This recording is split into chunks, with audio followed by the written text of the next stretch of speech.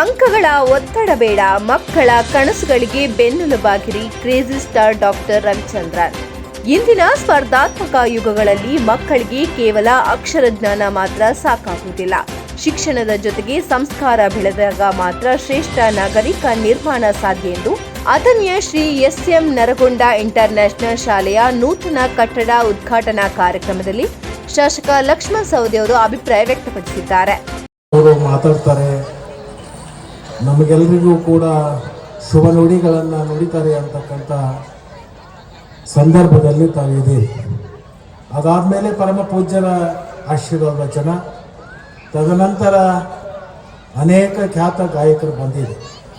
ನಿಮ್ಮೆಲ್ಲರಿಗೆ ಖುಷಿ ಪಡಿಸಲಿಕ್ಕೆ ತಮ್ಮ ಗಾಯನದ ಮುಖಾಂತರ ನಿಮ್ಮನ್ನು ಸಂತೋಷವನ್ನು ಪಡಿಸ್ತಕ್ಕಂಥ ಕಾರ್ಯಕ್ರಮ ಇರೋದರಿಂದ ನಾನು ಹೆಚ್ಚಿಗೆ ಮಾತನಾಡಲಾರದೆ ನಾನು ವಿವೇಕ್ ಅವರಿಗೆ ಒಂದೆರಡು ಮಾತು ಹೇಳ್ತೀನಿ. ಇಲ್ಲಿ ಕೂತಿರ್ತಕ್ಕಂಥವ್ರು ನಿಮಗೊಂದೆರಡು ಕಿವಿ ಮಾತನ್ನು ಹೇಳ್ತೀನಿ. ವಿವೇಕ್ ನಾರ್ಗೊಂಡ್ ಅವ್ರಿಗೆ ಏನು ಹೇಳ್ತೀನಿ ಅಂತಂದರೆ, ಅಥಣಿ ತಾಲೂಕಿನ ಜನತೆ ಪರವಾಗಿ ನಿನಗೆ ಅಭಿನಂದನೆಗಳನ್ನು ಈ ಸಂದರ್ಭದಲ್ಲಿ ಹೇಳಲಿಕ್ಕೆ ನಾನು ಬಯಸ್ತೀನಿ. ಕಾರಣ ಏನಂದರೆ, ಅಥಣಿ ಗ್ರಾಮೀಣ ಪ್ರದೇಶದಲ್ಲಿರ್ತಕ್ಕಂಥ ಮಕ್ಕಳು ಶಿಕ್ಷಣದಿಂದ ವಂಚಿತ ಆಗಬಾರ್ದು. ಅವರಿಗೆ ಗುಣಮಟ್ಟದ ಶಿಕ್ಷಣವನ್ನು ಕೊಡಬೇಕು. ಮುಂದೆ ಭವಿಷ್ಯದಲ್ಲಿ ಅವರೊಬ್ಬ ವ್ಯಕ್ತಿಯಾಗಿ, ಒಬ್ಬ ಶಕ್ತಿಯಾಗಿ ಈ ದೇಶಕ್ಕೆ ತನ್ನದೇ ಆಗಿರ್ತಕ್ಕಂಥ ಸೇವೆಯನ್ನು ಕೊಡಬೇಕು ಅಂತಕ್ಕಂಥ ಅಂತಃಕರಣ ಭಾವದಿಂದ ಈ ಸಂಸ್ಥೆಯನ್ನು ಅಥಣಿ ಕ್ಷೇತ್ರದಲ್ಲಿ, ವಿಶೇಷವಾಗಿ ನಮ್ಮ ಕ್ಷೇತ್ರದಲ್ಲಿ ನೀನು ಪ್ರಾರಂಭ ಮಾಡಿರ್ತಕ್ಕಂಥದ್ದು ನಾನು ಜನತೆಯ ಪರವಾಗಿ ನಿನಗೆ ಅಭಿನಂದನೆಗಳನ್ನು ಈ ಸಂದರ್ಭದಲ್ಲಿ ಹೇಳಲಿಕ್ಕೆ ಬಯಸ್ತೀನಿ. ಅದರ ಜೊತೆಗೆ ಎಲ್ಲ ಕ್ಷೇತ್ರದಲ್ಲಿಯೂ ಕೂಡ ಬಹಳ ಸ್ಪರ್ಧಾತ್ಮಕ ದಿನಗಳು ಬಂದಿವೆ. ಅನೇಕ ಶಿಕ್ಷಣ ಕ್ಷೇತ್ರಗಳು ಬಂದಿದ್ದಾವೆ, ಅನೇಕ ಸಂಸ್ಥೆಗಳು ಬಂದಿದ್ದಾವೆ. ಅದರಲ್ಲಿ ವಿಶೇಷವಾಗಿ ಸರ್ಕಾರಿ ಸಂಸ್ಥೆಗಳು ಕೂಡ ಸಾಕಷ್ಟು ಬಂದಿವೆ. ಅಥಣಿಯಲ್ಲಿ ವೆಟರ್ನರಿ ಮೆಡಿಕಲ್ ಕಾಲೇಜ್ ಬಂದಿದೆ, ಅಗ್ರಿಕಲ್ಚರ್ ಕಾಲೇಜ್ ಬರ್ತಾ ಇದೆ. ಅದರ ಜೊತೆಗೆ ಕೇಂದ್ರೀಯ ವಿದ್ಯಾಲಯ ಬಂದಿದೆ. ಗ್ರಾಮೀಣ ಪ್ರದೇಶದಲ್ಲಿ ಹೊಸದಾಗಿ 1ನೇ ತರಗತಿಯಿಂದ PU ವರೆಗೆ ಇಂಗ್ಲಿಷ್ ಮಾಧ್ಯಮದ ನೂತನವಾಗಿರ್ತಕ್ಕಂಥ ಉತ್ಕೃಷ್ಟವಾಗಿರ್ತಕ್ಕಂಥ 3 ಶಾಲೆಗಳು ನಮ್ಮ ಕ್ಷೇತ್ರದಲ್ಲಿ ಬಂದಿದೆ.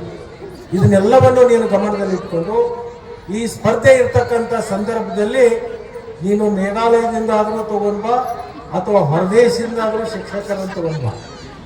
ಆದರೆ ಆ ಶಿಕ್ಷಕರಿಂದ ಅಥಣಿ ಒಳಗ ಜನ ಮಾತಾಡಬೇಕು. ಮುಂದೊಂದು ದಿನ ನಾರ್ಗೊಂಡ ಶಿಕ್ಷಣ ಸಂಸ್ಥೆಯಲ್ಲಿ ಕಲ್ತಿರ್ತಕ್ಕಂಥ ನನ್ನ ಮಗ ಬಹಳ ಉತ್ತಂಗಕ್ಕೆ ಹೋದ ಅಂತಕ್ಕಂಥ ಮಾತನ್ನ ಕೇಳುವಂಥ ಕೆಲಸವನ್ನ ನೀನು ಮಾಡಬೇಕು ಅಂತಕ್ಕಂಥದ್ದನ್ನ ಈ ಸಂದರ್ಭದಲ್ಲಿ ನಾನು ಹೇಳಿ, ಇಲ್ಲಿ ಕೂತಿರ್ತಕ್ಕಂಥ ಎಲ್ಲ ತಂದೆ ತಾಯಿಗಳಲ್ಲಿ ನಾನು ಒಂದು ಮಾತನ್ನೇ ಹೇಳ್ತೀನಿ. ಇವತ್ತಿನ ದಿನಮಾನದಲ್ಲಿ ಶಿಕ್ಷಣ ಕೊಡ್ತಕ್ಕಂಥದ್ದು ಅತ್ಯಂತ ಅವಶ್ಯಕತೆ. ಅದರಲ್ಲಿ ಒಂದು ಉತ್ತಮ ಗುಣಮಟ್ಟದ ಶಿಕ್ಷಣ ಕೊಡ್ತಕ್ಕಂಥದ್ದು ನಮ್ಮೆಲ್ಲರ ಜವಾಬ್ದಾರಿ ಇದೆ.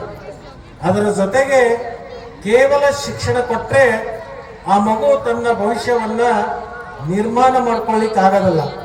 ಆ ಶಿಕ್ಷಣ ಜೊತೆಗೆ ನಾವೆಲ್ಲರೂ ಸೇರಿಕೊಂಡು ಆ ಮಕ್ಕಳಿಗೆ ಒಂದು ಸಂಸ್ಕಾರವನ್ನ ಕೊಡ್ತಕ್ಕಂಥದ್ದು ಅತ್ಯಂತ ಮುಖ್ಯ ಅಂತಕ್ಕಂಥ ಮಾತನ್ನ ಈ ಸಂದರ್ಭದಲ್ಲಿ ಹೇಳಿ, ಶಿಕ್ಷಣ ಜೊತೆಗೆ ಉತ್ತಮವಾಗಿರ್ತಕ್ಕಂಥ ಸಂಸ್ಕಾರವನ್ನ ಕೊಟ್ಟು ಸಮಾಜದಲ್ಲಿ ಆ ವ್ಯಕ್ತಿಯಾಗಿ ಒಂದು ಶಕ್ತಿಯಾಗಿ ಬೆಳೆಸಲಿಕ್ಕೆ ಈ ಸಂಸ್ಥೆ ಮತ್ತು ನೀವು ಒಟ್ಟಿಗೆ ಕೂಡಿ ಕೆಲಸವನ್ನ ಮಾಡಿದರೆ ಒಬ್ಬ ಈ ದೇಶದ ಉತ್ತಮ ಪ್ರಜೆಯಾಗಿ, ಈ ದೇಶದ ಒಬ್ಬ ಒಳ್ಳೆಯ ನಾಗರಿಕನಾಗಿ, ಈ ದೇಶದ ಒಬ್ಬ ಉನ್ನತ ಅಧಿಕಾರಿಯಾಗಿ, ಒಬ್ಬ ಶ್ರೇಷ್ಠ ವ್ಯಕ್ತಿಯಾಗಿ ಅದನ್ನು ಮಾಡಲಿಕ್ಕೆ ಇಬ್ಬರ ಕೈಯಲ್ಲಿ ಅದು ಸಾಧ್ಯ. ಅದು ಯಾವುದಂದ್ರೆ, ಅದಕ್ಕೆ ಒಂದು ಮಾತನ್ನ ಹೇಳಿದ್ದಾರೆ. ಏನು ಅಂದರೆ, ವಿದ್ಯೆ ಕೊಡದ ಗುರು, ಬುದ್ಧಿ ಹೇಳದ ತಂದೆ, ಬಿದ್ದಿರಲು ಎದ್ದು ಕೇಳದ ತಾಯಿ, ಶುದ್ಧ ವೈರಿಗಳು ಸರ್ವಜ್ಞ ಅಂತ. ಅದನ್ನು ಅರ್ಥ ಮಾಡಿಕೊಂಡು ನಮ್ಮ ಶಾಲೆಯಲ್ಲಿರ್ತಕ್ಕಂಥ ಎಲ್ಲ ಶಿಕ್ಷಕರು ಒಳ್ಳೆಯ ಶಿಕ್ಷಣವನ್ನು ಕೊಟ್ಟಾಗ ಮಾತ್ರ ಈ ಸಂಸ್ಥೆಗೆ ಬೆಲೆ ಬರುತ್ತೆ ಮತ್ತು ನಿಮಗೆ ಹೆಚ್ಚು ಗೌರವ ಸಿಗುತ್ತೆ. ಆ ಕೆಲಸವನ್ನು ನೀವು ಮಾಡಬೇಕು ಅಂತಕ್ಕಂಥ ಮಾತನ್ನ ಈ ಸಂದರ್ಭದಲ್ಲಿ ಹೇಳಿ, ನಾನು ವಿವೇಕ್ ಅವರಿಗೆ ಒಂದು ಮಾತು ಹೇಳ್ತೀನಿ. ನೀನು ಮಾಡುವಂಥ ಕೆಲಸ ಅದು ಸಾಧನೆ ಆಗಬೇಕು. ಆ ಸಾಧನೆಯಿಂದ ನಿಮ್ಮ ಮನೆತನ ಒಂದು ಕೀರ್ತಿ ಇಡೀ ದೇಶಕ್ಕೆ ಪರಿಚಯ ಆಗುವಂತ ಕೆಲಸ ನಿನ್ನಿಂದ ಆಗ್ಲಿ, ಅಂತ ವ್ಯಕ್ತಿ ಅಂತ ಶಕ್ತಿಯನ್ನ ಆ ಶಿವಯೋಗಿ ನಿನಗೆ ದಯಪಾಲಿಸಲಿ ಅಂತಕ್ಕಂಥ ಮಾತನ್ನ ಈ ಒಂದು ಸಂದರ್ಭದಲ್ಲಿ ಹೇಳಿ, ಇವತ್ತು ವಿಶೇಷವಾಗಿ ನಾನು ಕ್ರೇಜಿ ಸರ್ ರವಿಚಂದ್ರನ್ ಬಗ್ಗೆ ಎರಡು ಮಾತು ಹೇಳದೇ ಇದ್ರೆ ಬಹುತೇಕ ತಪ್ಪಾಗ್ತದೆ. ನಮ್ಗೆ ಹೇಳ್ತಾ ಇದ್ರು ತುಂಬಿದ ಕೂಡ ಯಾವತ್ತೂ ತುಳ್ಕೊಲ್ಲ ಅಂತ.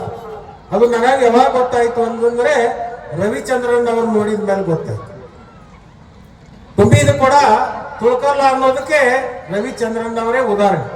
ಕಾರಣ ಏನಂದ್ರೆ ಒಬ್ಬ ಶ್ರೇಷ್ಠ ನಟರು ಬಹುತೇಕ ಕರ್ನಾಟಕದಲ್ಲಿ ತಮ್ಮದೇ ಆಗಿರ್ತಕ್ಕಂಥ ಒಂದು ಛಾಪನ್ನ ಮೂಡಿಸಿರ್ತಕ್ಕಂಥವ್ರು, ಬೇರೆ ಬೇರೆ ಭಾಷೆಯಲ್ಲಿ ಅವ್ರ ಚಿತ್ರಗಳಾಗಿರ್ತಕ್ಕಂಥವ್ರು. ಅದರಲ್ಲಿ ವಿಶೇಷವಾಗಿ ಅವರಂತ ಮೌಲ್ಯಾಧಾರಿತವಾಗಿರ್ತಕ್ಕಂಥ ಚಿತ್ರಗಳನ್ನ ನಾವು ಸಾಕಷ್ಟು ನೋಡಿದ್ವಿ. ಅದುವರೆ ನಿಮ್ಮಂತ ಒಬ್ಬ ನಟರು ಇಷ್ಟು ಮೇರ ಎತ್ತರಕ್ಕೆ ಹೋಗುವಂತ ಸಂದರ್ಭದಲ್ಲಿನೂ ಕೂಡ ಎಷ್ಟು ಸಾಮಾನ್ಯ ಜನರ ಜೊತೆಗೆ ಬೆರೆಸುವಂತ ಸ್ವಭಾವ ಆ ಭಗವಂತ ನಿಮಗೆ ಕೊಟ್ಟಿರೋದಲ್ಲ, ಅದಕ್ಕೆ ನಮಗೆ ಹೊಟ್ಟೆ ಕಿಚ್ಚು ಅಂತಕ್ಕಂಥದ್ದನ್ನು ಕೂಡ ನಾನು ಹೇಳಬೇಕು. ಅದಕ್ಕೆ ನಾನು ಹೇಳೋದು ತುಂಬಿದ ಕೂಡ ಯಾವತ್ತೂ ತುಳ್ಕೋದಿಲ್ಲ ಅಂತ ಹೇಳಿ.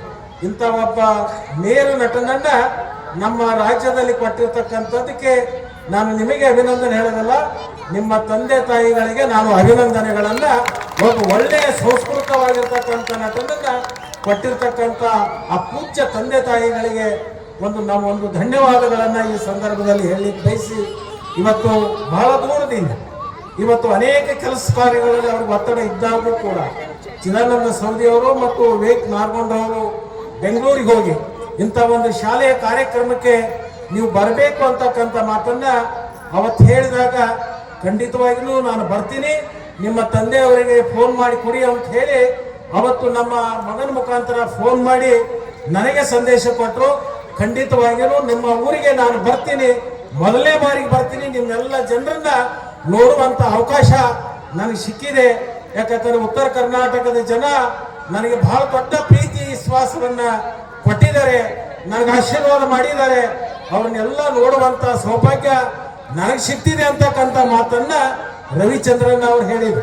ಅಂತ ಒಂದು ಮೇರು ನಟರ ಬಾಯಿಂದ ಅಂತ ಮಾತುಗಳನ್ನ ನಾವು ಕೇಳಿದಾಗ ಬಹುಶಃ ಇಂಥ ನಟರನ್ನ ಪಡ್ಕೊಂಡಿರ್ತಕ್ಕಂಥ ಕನ್ನಡ ನಾಡು ಅದು ಧನ್ಯ ಅಂತಕ್ಕಂಥ ಮಾತನ್ನ ಈ ಒಂದು ಸಂದರ್ಭದಲ್ಲಿ ಹೇಳಿ ಅವರು ತಮ್ಮನ್ನು ಉದ್ದೇಶಿಸಿ ಮಾತಾಡ್ತಕ್ಕಂಥ ಸಂದರ್ಭ ಇದೆ.